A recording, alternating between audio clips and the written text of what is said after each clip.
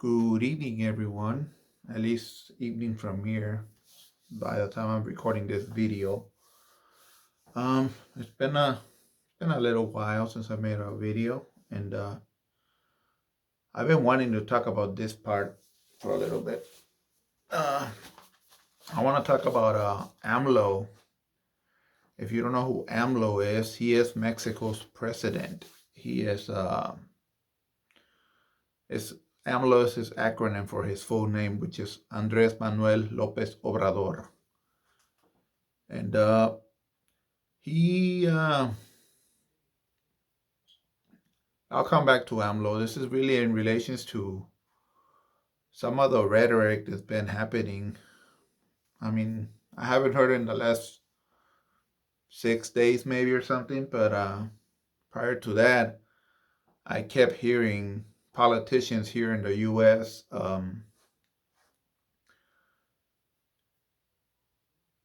trying to insinuate that they're going to send US troops to Mexico to, quote, arrest the cartels, fight the cartels in Mexico and whatnot. And needless to say, I mean, it's not they should not be speaking like that. Um,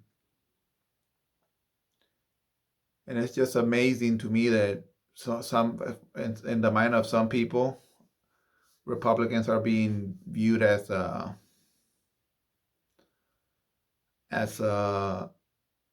becoming the anti-war side or something just because of what's going on in Ukraine. Like they're concerned about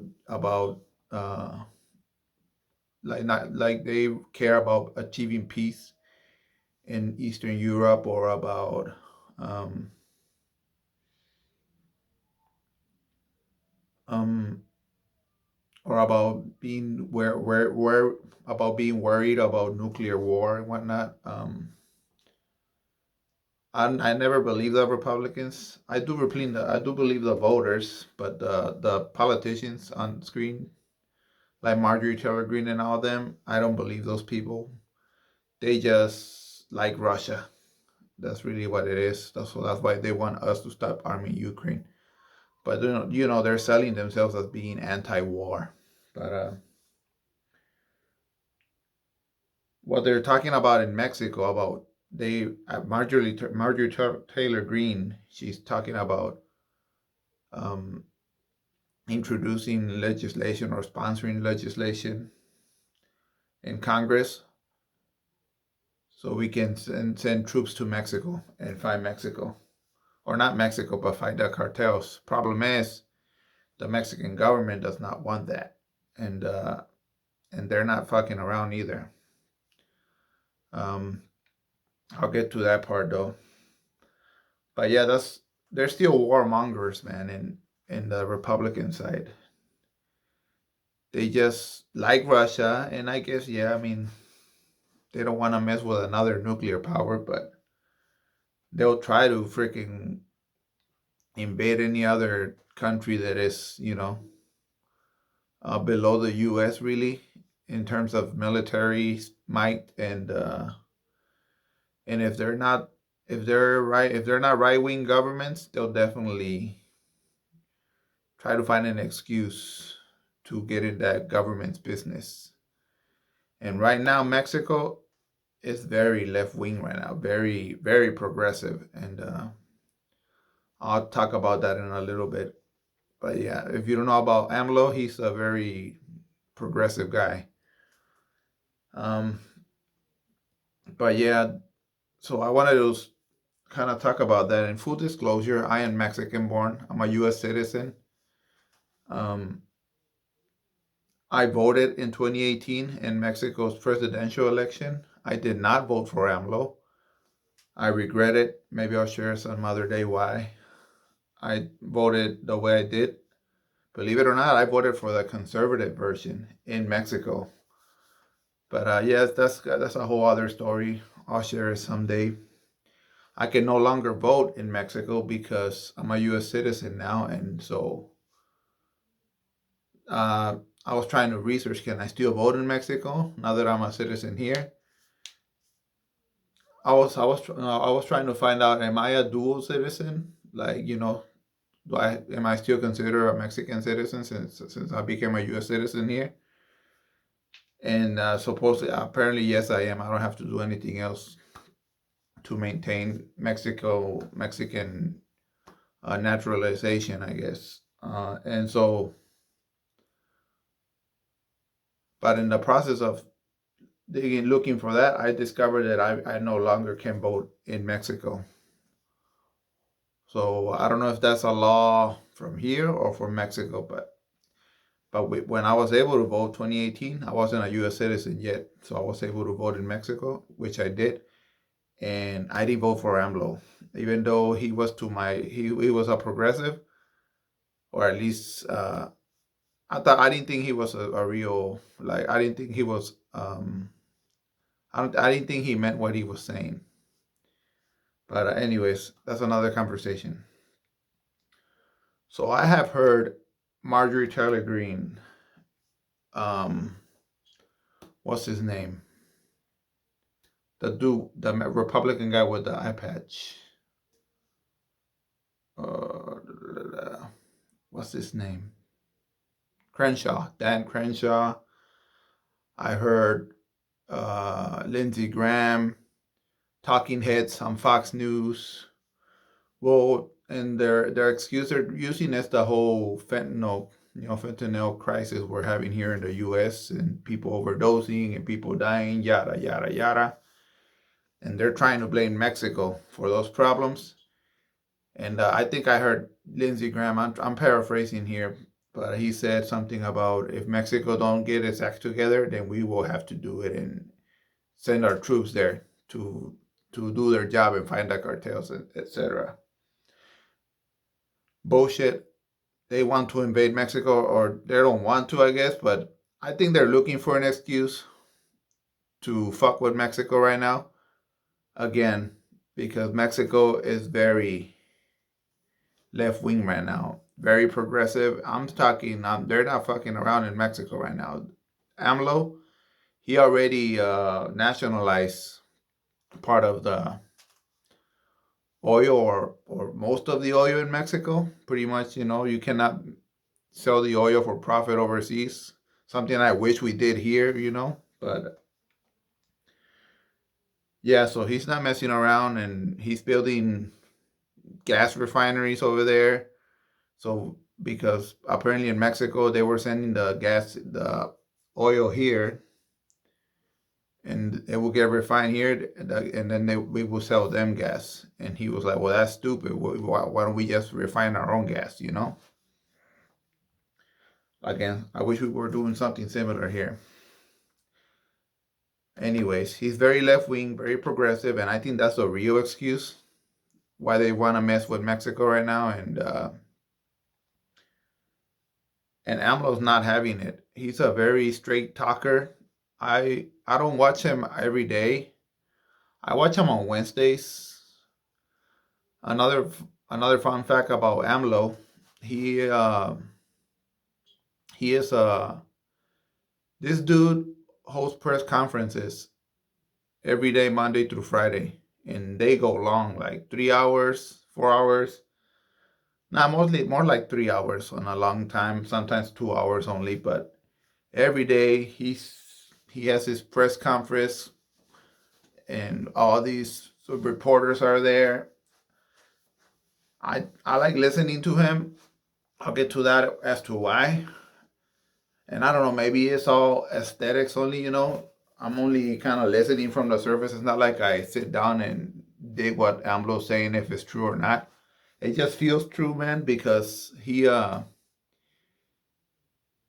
this dude, like, he has all his like, not all his cabinet, but parts of his cabinet different days.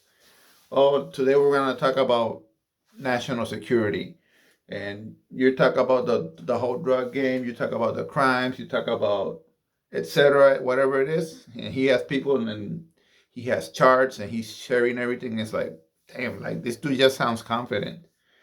He has a PR lady as well, because he doesn't he responds to all the criticism. There's conservatives in Mexico too, just like here. They're freaking,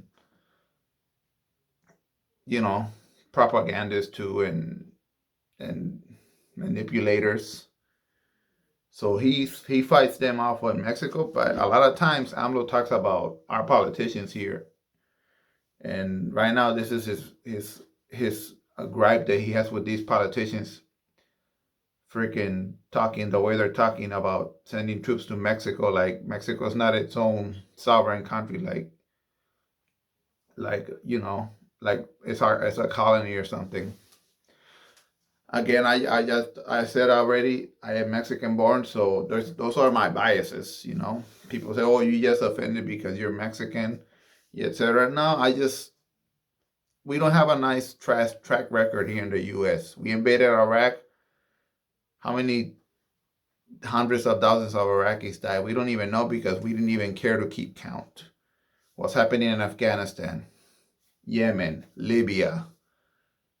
So yeah, man, I don't want to see our troops go over there and freaking kill innocent Mexicans, you know? And again, this dude is not doing anything wrong. I'll get to that in a minute. I got quotes from him. I was listening to it in Spanish, and I translated it here. I read it. I wrote it in English, or I try anyway. So yeah, we don't have a good track record. So, and it's not that I care about people, innocent people in Mexico, innocent people here. What's happening in freaking East Palestine, Ohio? I'm still freaking mad about that with Joe Biden. Hashtag Marianne 2024. So that's just my nature right now, and yeah, I don't want to. No way, man. Especially, and it hits. Yeah, I'll admit it. It hits even harder because I'm Mexican. Yeah, don't go over there and kill my freaking. I still have family in Mexico. I got my dad there. I got sisters. I got a brother, etc., etc. But anyways, so I was listening. I like listening to the Wednesdays to AMLO's because I can't listen to that dude every day. So I picked the ones on Wednesdays because it's like more relative to me. Like I can hear it. I like watching the political angle of it, and that's when he has his PR girl. I can't remember her name. Elizabeth, I think that's her first name. She's like countering the right wing propaganda in Mexico, and a lot of times she counters our propaganda too. So this was today's Wednesday. I'm talking. This is Wednesday the 15th. He was responding to these politicians, MTG and Lindsey Graham and Dan Crenshaw, and the talking heads on Fox News. I'm trying not to go over 30 minutes because I'm not tech savvy, guys, and for some reason my freaking phone here stops recording after 30 minutes. So I'm gonna try to squeeze in as much as I can before the 30-minute deadline. And so he starts the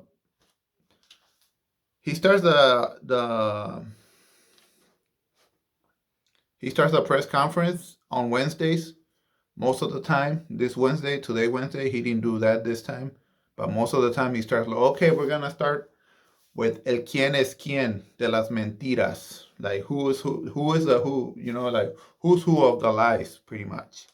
And that's when his PR person comes in and she starts countering right wing propaganda or lies or whatever. After that, she spoke about the whole myth about Mexico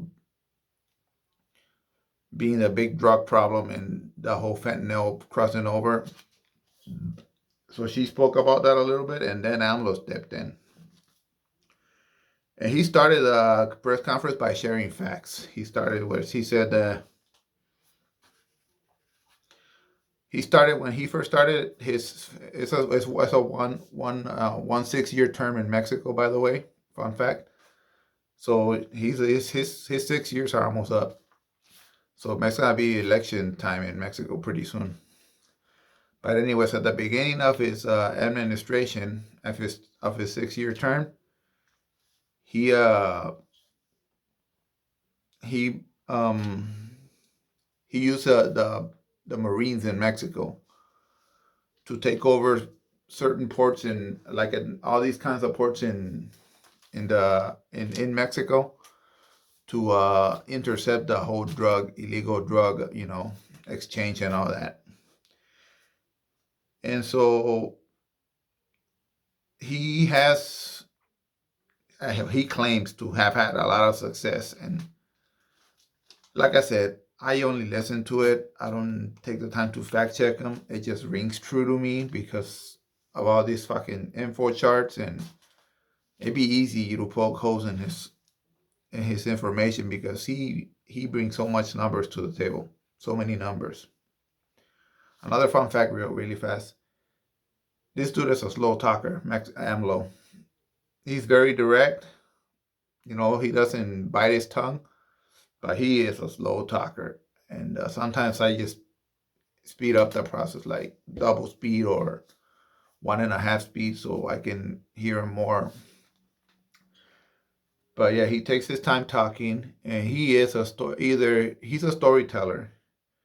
And when I hear him speak, and he like goes, he shares history with the reporters, and I think to myself, either this guy is full of shit, or a really good bullshitter, or he knows his history.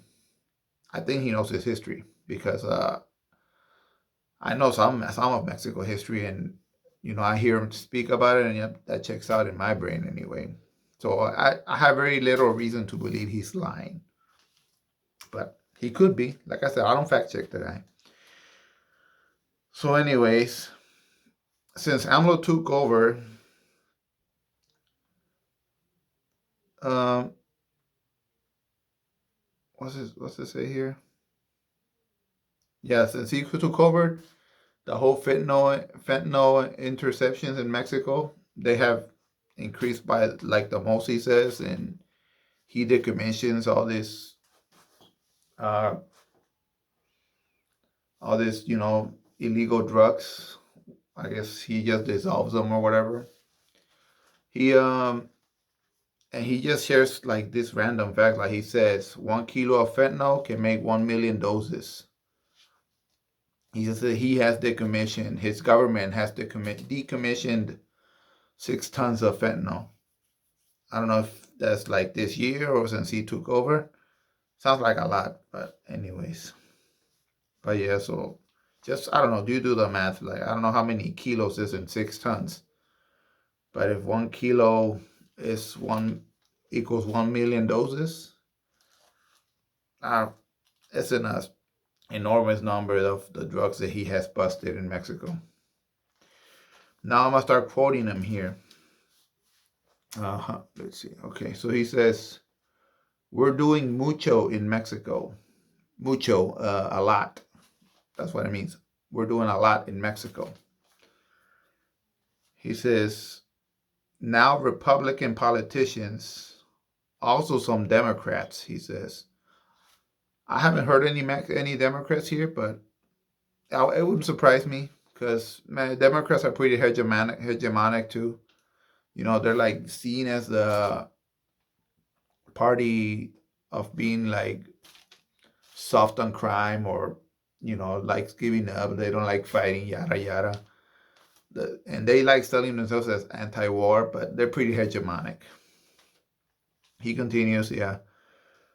Republicans and even some Democrats, he says, in the U.S., they have done nothing because drug gets, oh no, he says, they have done nothing because this drug gets distributed there, and they know nothing about detentions of those that distribute it. He says there's not even diffusion in the mediums of information. Diffusion, that means like spreading, or letting it be known. Like, pretty much the mediums of information, our media, they suck at educating our public. That's what he's saying. He says they're not even there is not even diffusion in the mediums of information about fentanyl, and it's dangerous, he says. He says, so it's easy for them to blame Mexico in unjustified manner for the politiqueria, just for politics, he's saying.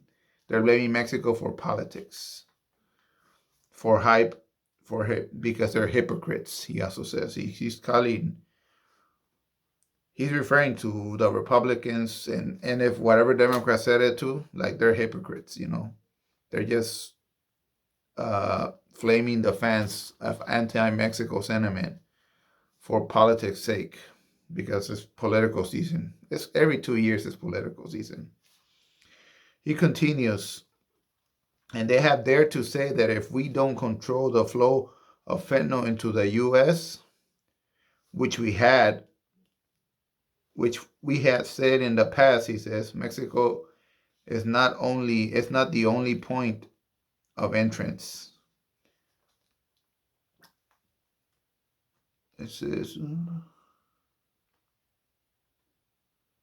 it goes in the border. It goes through the border as well, like directly in the border.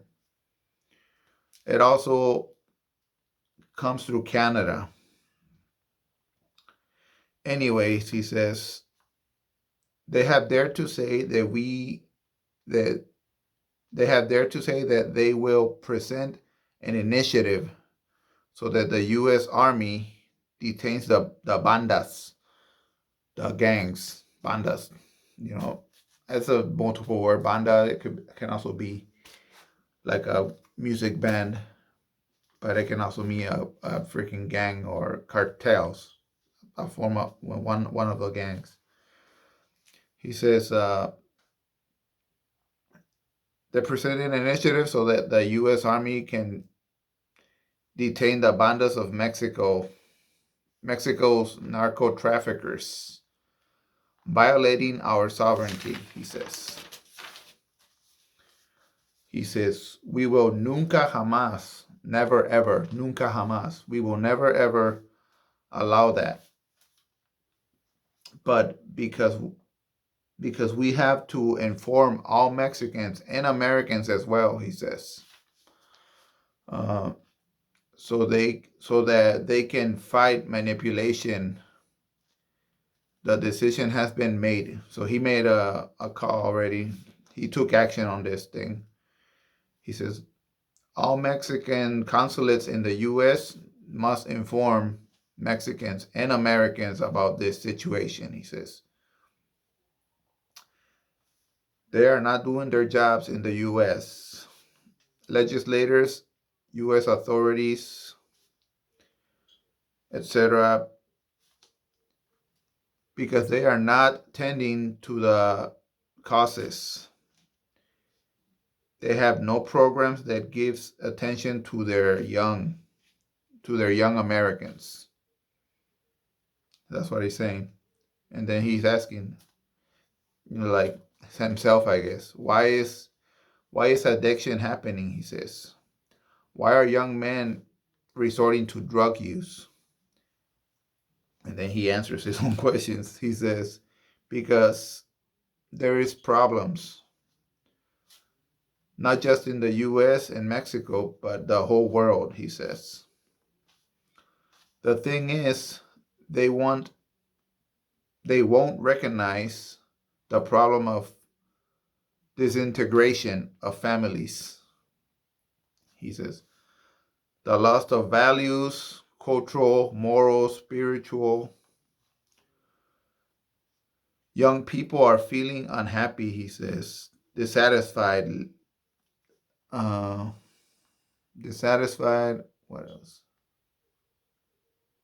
They're feeling lonely, abandoned.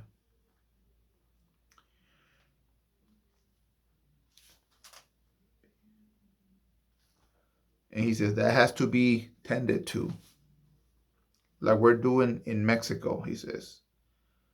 He says back then, only thing, where am I at here? Okay, he says, back then, the only thing we would do for young people in Mexico is call them ninis.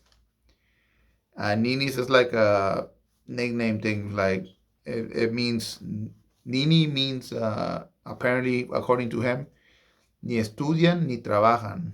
That means they don't even ni estudian, they don't study, or like they don't go to school. Ni trabajan, they don't work. That's a nini according to him. He says we don't do that today. He says today we give young people becas. That's like a scholarship, a beca. We give young people becas for studying. The ones that have no possibility of work or studying, they get hired as apprentices. Pretty much, he's pretty much sharing what he does in Mexico to fight off the whole addiction problem and all that. And so he's telling the politicians, like, you don't do any of that in the U.S. You don't care for your young people. You don't try to help them out, and so they resort to drugs. That's his point. And then on a second occasion, like I said, he did the whole petroleum expropriation in Mexico, and they celebrated over there like they did it like 85 years ago. And then the conservatives took over, or neoliberals in Mexico. So they kind of gave some of that oil, or a lot of that oil, back to the private sector. And now that he's in charge, he's taking it back for the people. So, anyways, that was a long freaking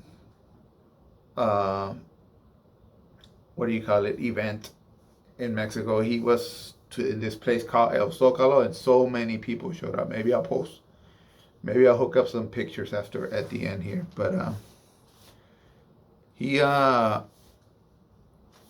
said to the crowd, my dear friends, I cannot stop mentioning that in the last few days, he says, a few legislators in the U.S. who are just to see la paja en el ojo ajeno. Oh, so they're used to criticizing others, but they don't see their own flaws. Pretty much, that's what he's saying. In a propagandist plan, how we say here in colloquial language, con grilla. I don't know what grilla is. Like, I don't know. I don't know what grilla is, sorry. But con grilla, they say this con grilla, with grilla. And with political and electoral ends, they sustain that if we don't stop the flow of fentanyl towards the northern border, they are going to propose that to their Congress to occupy our territory with American soldiers to counter organized crime. Oh, I'm running out of time, guys. First, let me manifest that these are no longer the times of Calderon or Garcia Luna. These are he says, these are no longer the times of Calderon or Garcia Luna. These are no longer the times of los vínculos turbios. It's not the times of the drama, I guess. Turbios, vínculos. I don't know what those are. I should have done more research on these words. But I wrote them in Spanish because I'm not familiar with them. But this is not the time of vínculos turbios, he says. Between the government of Mexico and the U.S. agencies today, there is no simulation. Let me see if this thing's gonna stop. No, I still got time a little bit. There is no simulation. We truly are battling crime, he says. So he's telling the U.S. we are battling crime. We're doing our job here. He says we're battling the organized crime, and the white collar crime as well. Because there is no corruption, there is no impunity, there is no relation of complicity. Let's see. Oh, it's still going. Okay. See, I don't know why it's not doing that, but that's what he's saying here. He says, like I said, he's saying we're fighting crime, the organized type, and we're fighting the white collar type too. Because there is no corruption, there is no impunity, there is no relation of complicity with no one, he says. Pretty much he's saying his government is not corrupt. And I believe him, but anyways, maybe we'll find out in the future. He continues. But most importantly, he says, let me say it from here, from this Zócalo. Like I said, that's the place he's speaking at, El Zócalo in Mexico City. It was a lot. It was like 500,000 people. I think that was the head count. That many people showed up to go hear him speak. I'll try to share pictures at the end of the video here. He says, let me say it from here, from this Zócalo, the political and cultural heart of Mexico. We remind those irresponsible and hypocrite politicians that Mexico is a free and independent country, he says, not a colony nor a protectorate of the U.S. Let's see, did I read this part? He says, they may threaten us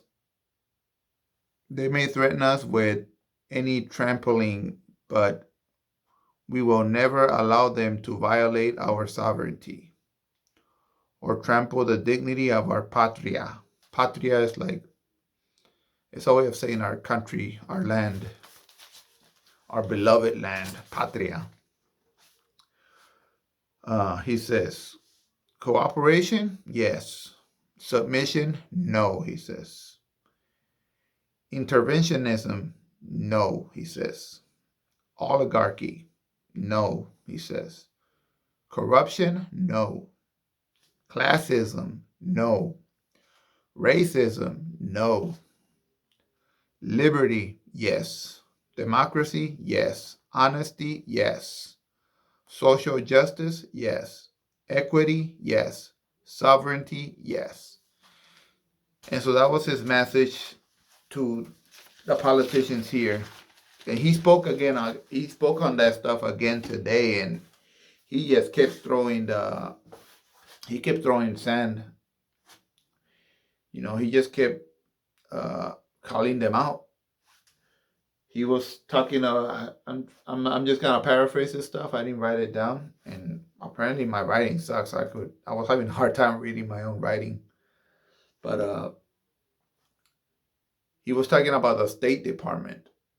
He says they're pushing this propaganda about us, and he was like very dismissive. He says it's not even really the State Department. He says it's just this little department, he says, within the State Department that is pushing this kind of misinformation and manipulation. He talked about some poll that most Americans believe that Mexico is the problem, the source of the fentanyl problem. And he says that's the power of manipulation. And he just kept referring to them, this little department within the State Department. That's what he kept saying. And so anyways, I guess I'm just doing my part here, sharing this kind of information, because Republicans are warmongers, and a lot of Democrats as well, including Biden. It's just a hegemonic government that we have in charge. They've been hegemonic for a very long time. Part of the reason we're fighting in Ukraine, even though I have sympathy for Ukraine. I think I still think Putin is the bad guy. He's the invader. He's the war criminal. But I know Biden, he might be doing some right things, but for all the wrong reasons. He just wants it is a what do they call it? A geopolitical it's geopolitics, whatever they call it. He's fighting Russia through Ukraine.